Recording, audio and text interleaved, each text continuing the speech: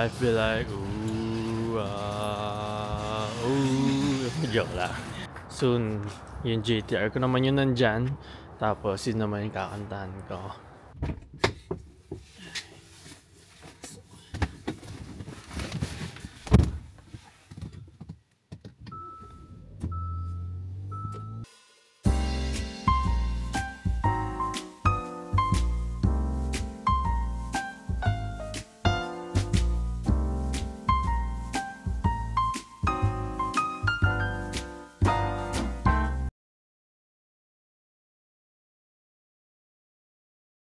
Okay, so it's 6:41 ng umaga dito sa Edmonton.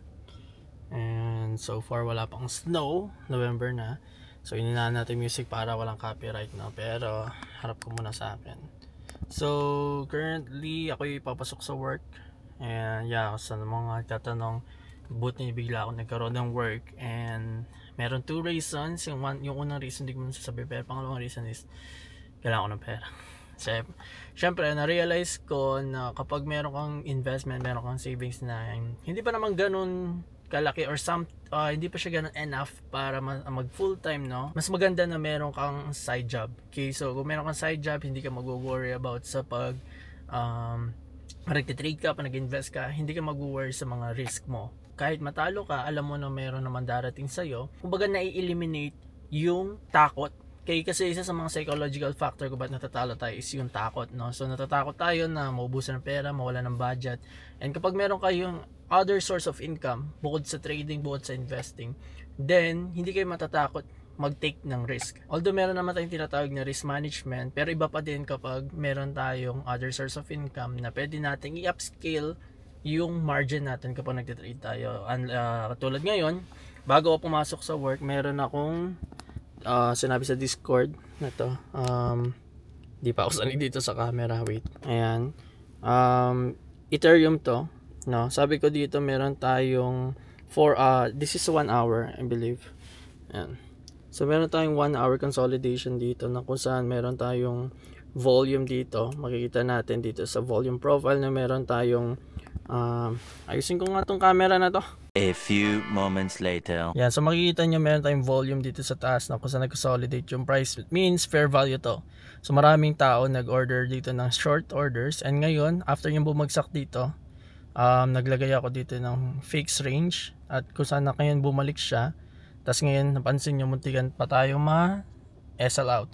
So the reason nag-take ako ng order dito is because dahil nga bumalik na dito sa POC natin or yung previous previous OB natin, ay mag-focus. And so makikita nyo na nag-take na siya ng liquidity dito, no? Nagkaroon na tayong turtle soup sa bandang area na to, plus pababa siya. Okay, so ngayon ang target natin is yung POI sa 2,380 ng Ethereum. So ba't ko naisip yan? Sobrang dali, low hanging fruit. Okay, so ito na yung pinakamalapit niyang area na kung saan maraming liquidity sa area na to. Willing to risk ako dito, pero right now is 6:45 na, pasok is 7. So kailangan ko nang pumasok. Mamaya na lang.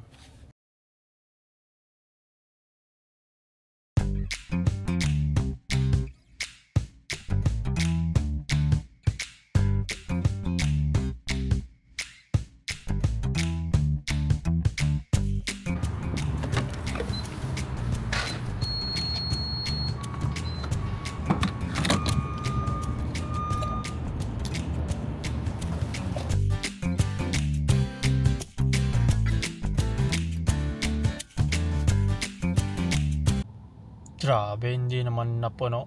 Okay, so kaka-out ko lang sa trabaho. Ang oras na ngayon ay 3:33. Currently dito ako sa may dental clinic. No, inaantay ko lang si mama, sinusundo ko. And ayun, update ko lang kayo dun sa tinira natin kaninang umaga sa market, no. So nag-short tayo sa Ethereum and tingnan nyo nangyari.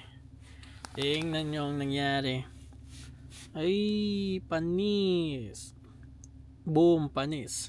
So makikita natin, no, ayan, nagsimula tayong mag-short dito kasi nakita natin na merong previous high na nakuha with volume profile, no, nakuha natin yung previous support. Now short tayo and boom, kuha natin yung 2318 na key level. So yung key level na yan yung low hanging fruit natin sa higher time frame, no? And I don't know kung ano yung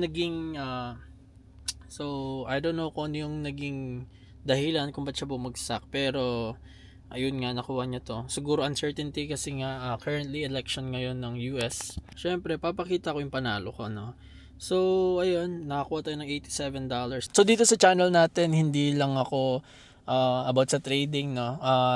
Kumbaga kasi nakilala nyo ako as trader, pero ang sa channel natin mostly i-vlog ko yung life ko at the same time kung paano ako gumagawa ng pera, paano ako kumikita, no? Ano yung mga ways ko, no? So marami tayong mga explore dito, so mas makikilala nyo ako dito, and hindi lang yun, tingnan nyo naman ang ganda ng camera natin. So mas marami tayong mga cinematics, mga kung hindi nyo pa alam, mahilig ako sa kotse, no? So gusto ko din magkaroon ng vlog, like yung kung kilala nyo man si Eliminate, no? Gusto ko yung ganong klaseng vlog. At the same time, kumbaga gusto ko dito sa vlog na to, pinapakita ko rin na nag-enjoy ako sa life. Pinapakita ko yung mga travels, ganon. Hindi lang sa likod lagi ako ng screen. Panin niyo yung mga panalo niyo sa trades kung hindi niyo naman ini-enjoy, no? So at least dito mapapakita natin na kahit paano is na-enjoy ko yung mga profits ko. So may Amazon tayong dumating, oh. Natin. 256 gig para diyan para sa DJI ito, no?